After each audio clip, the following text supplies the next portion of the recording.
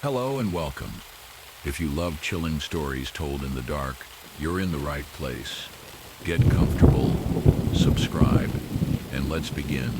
The night is listening. A road lined with pines too tall, too still, as if holding their breath. It winds past rusted fences and crumbled stone gates, leading nowhere, unless you already know where you're going. If you follow it far enough, you'll find the town of Eldon Hollow, or what's left of it. There are no welcome signs, no locals, no lights, just the echo of a place that was, and the feeling that something still is.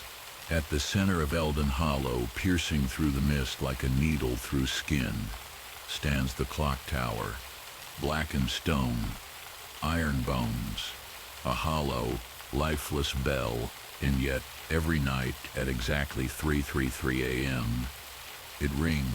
No one knows why, no one knows how, but they say, if you hear it once, you'll never forget it. And if you hear it twice, it remembers you too. Eldon Hollow wasn't always forgotten.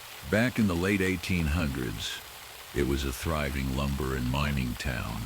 Tough people, quiet lives. A place that ran on routine and respect. And no one was more respected than Thaddeus Fay, industrialist, inventor, a man obsessed with time, not just measuring it but mastering it. He believed that time was sacred, a force, a god. So in 1891, Thaddeus built a clock tower. Not just any tower, his masterpiece. It stood taller than any other building for 50 miles. Built from local stone, stained wood, and custom-forged gears too complex for their time. Locals were proud of it at first. The chimes marked every hour. People set their lives by it. They even said it made the town feel bigger, more important. But then came the storm. On a cold October night in 1893, lightning struck the tower. A blaze lit up the sky, thunder cracked the heavens, and Thaddeus's daughter, Eliza, was found dead at the base of the tower. Some said she was struck by lightning. Others said she jumped. The more superstitious claimed she had been pushed by something that didn't want her climbing that high. Either way, she fell, 97 feet. She died instantly. That same night, the clock stopped. Exactly 3:33. No wind, no gears, no sound until it rang again. But this time, no one had touched it. No mechanism moved, no one inside. And yet, the bell rang 7 times. Once each night, just past 3:30. Those who lived closest to the tower swore they heard a scream within the chimes. Not metal, not echo. A voice, high, piercing, like a girl falling forever. From that moment on, the town was never the same. Crops failed. Watches ran backward. Miners got lost underground, only to resurface days later, unable to speak. Children were born at exactly 3:33 a.m. and died before their 3rd birthday.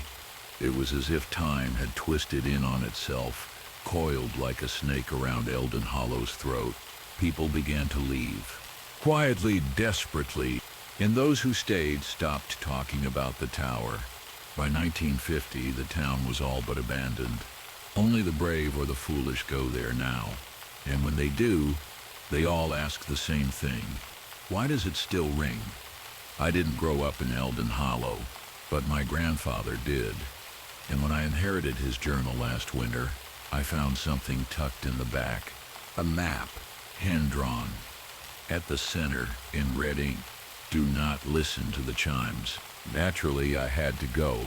I wish I hadn't. The first thing I noticed was the silence. Eldon Hollow doesn't sound like other towns. There's no wind, no birds, not even the buzz of insects. Just the crunch of gravel under your feet and the strange weight of the air pressing against your ears. The streets are overgrown, windows shattered, mail still in some of the boxes, yellowed and curled like the fingers of a long-dead hand. And towering above it all, the clock tower. Even in daylight it felt wrong. Its shadow seemed to fall in the wrong direction. The hands were still frozen at 333, and though no one was around, I kept catching movement. A flicker in a window, a shift behind a tree, something just outside my line of sight. I told myself it was nerves, but nerves don't breathe. I found the town hall first. Inside, scattered across the floor, were records, journals, maps, almost all of them marked with times and dates. One sheet had the same phrase written over and over.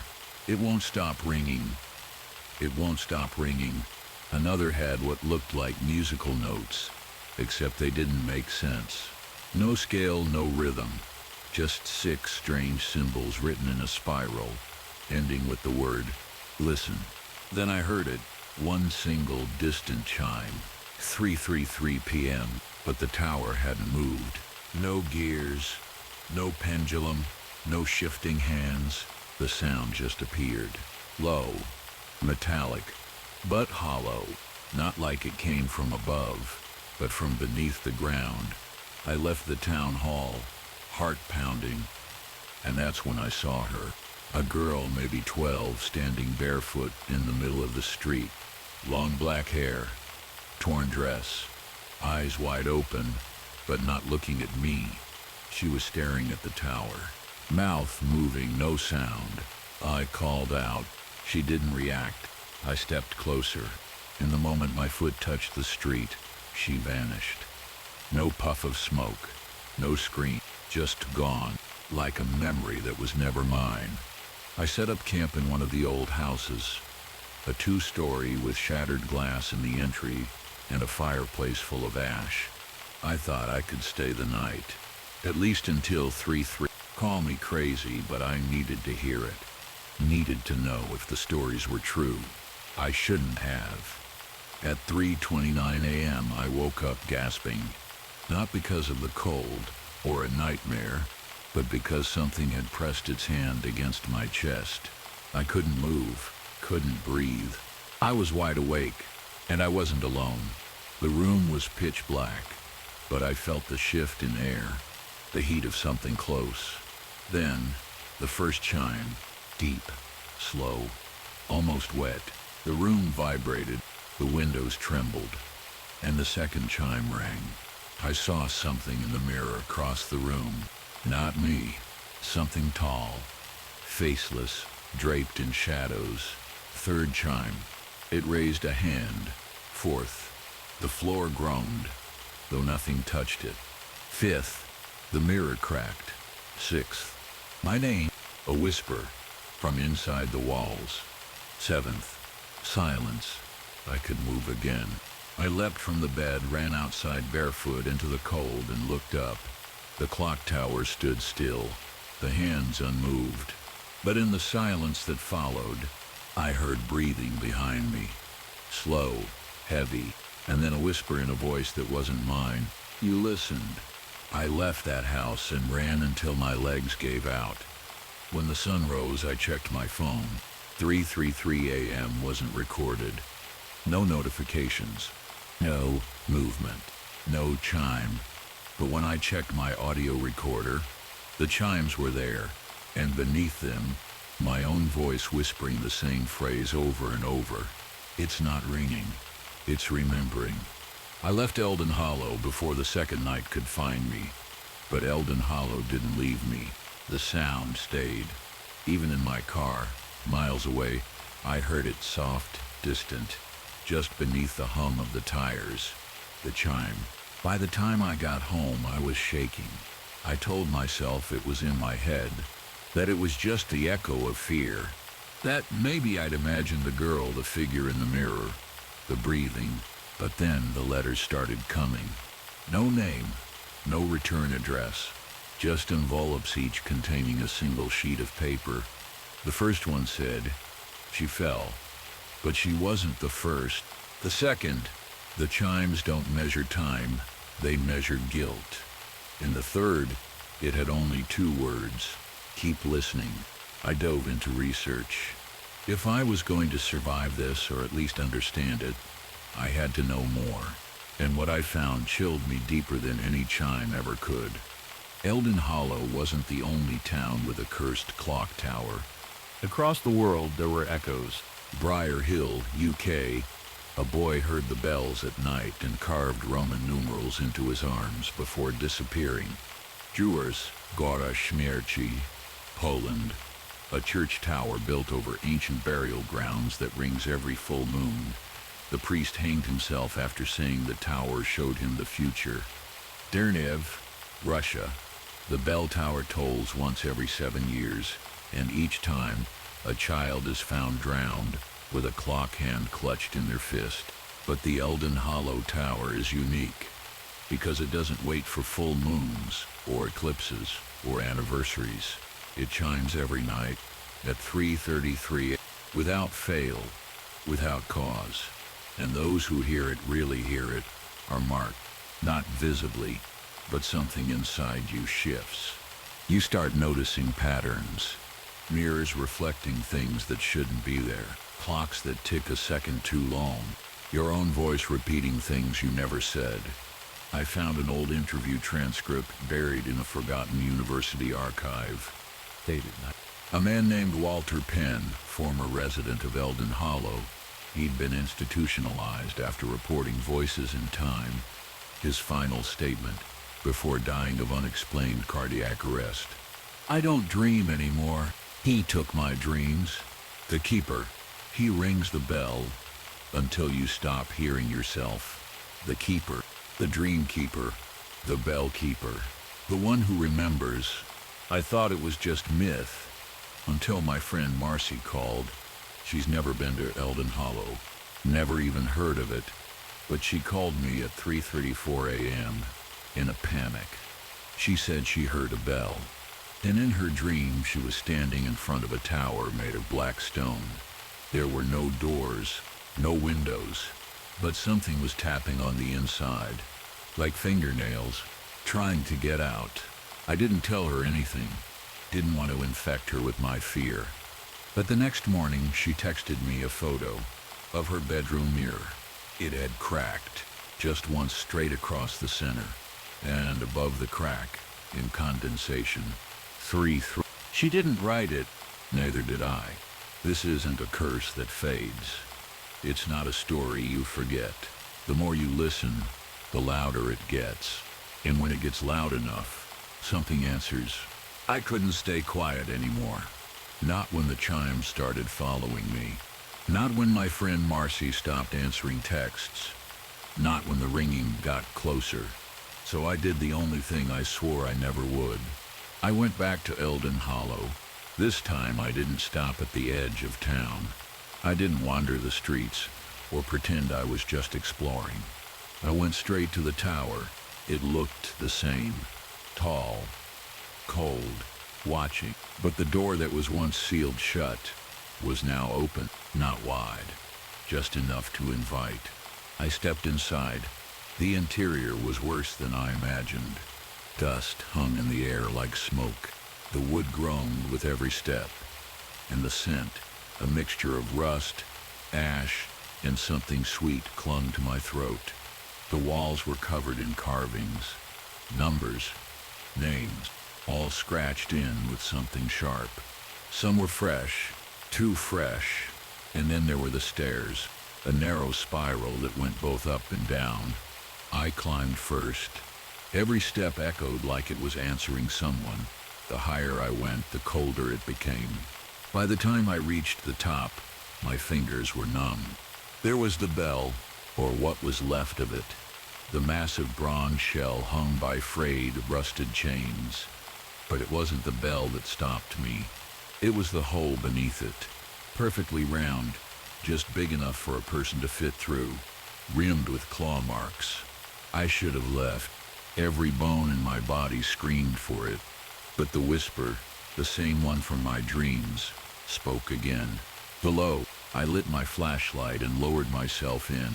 The metal gave way to stone to dirt, and soon I found myself crawling through a tunnel that smelled like old leaves and lost time. It wasn't long before I hit something hard. A wooden door, buried, bound with rope. and carved into the surface the words, "Do not open, time is watching." I opened it because I had to, because I needed to see. Inside was a chamber, circular, lined with mirrors all shattered, and at the center, on a stone pedestal, Was a clock. small, elegant, ticking. The only thing ticking in the entire tower. The hands spun backwards. I couldn't look away, and then the chimes began. I covered my ears. They came from all directions, inside the walls, beneath the floor, from my own chest. I dropped to my knees. The light flickered, and in that final second, I saw them, faces, in the mirrors. Not mine. Not anyone I knew. Just faces, screaming, silent. Watching.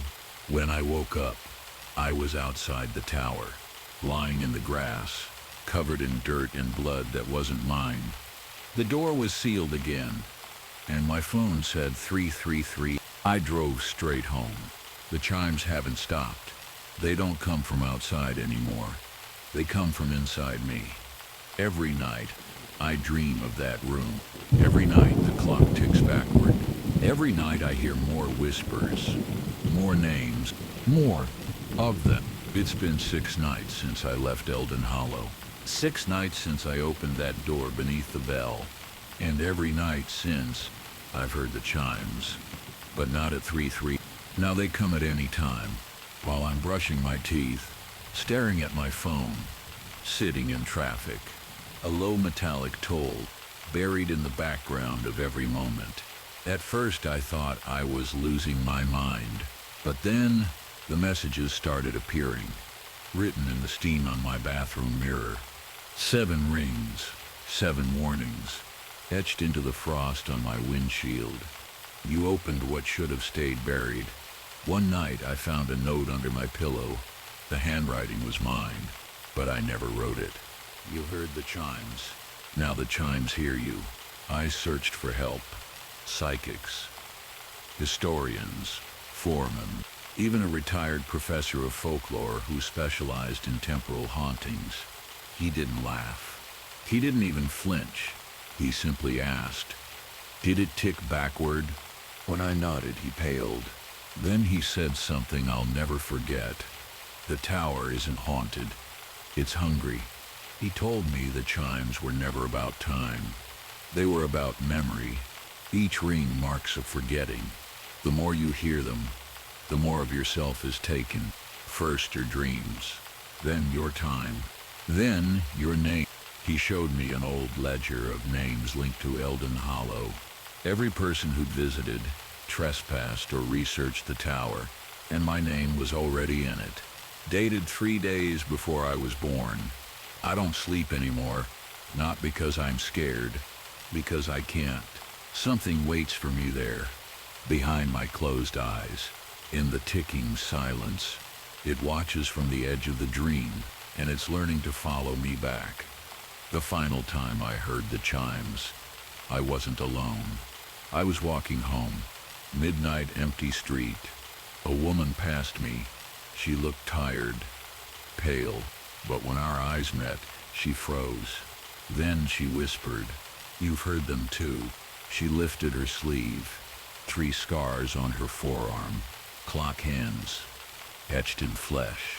We didn't say anything else. We just understood. So here I am, writing this down, before I forget who I am, because I've started to feel it. The hands of the clock inside me, turning backwards. I don't know what the chimes are.